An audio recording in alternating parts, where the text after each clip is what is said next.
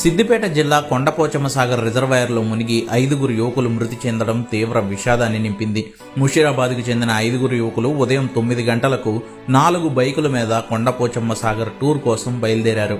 మొత్తం 4 బైకుల మీద 7గురు యువకులు కొండపోచమ్మ సాగర్ కు చేరుకున్నారు. అక్కడ రిజర్వాయర్లో నీళ్లు బాగా ఉండడంతో సెల్ఫీ తీసుకుందామని రాళ్ల మీద నుంచి కిందకి రిజర్వాయర్లోకి దిగారు.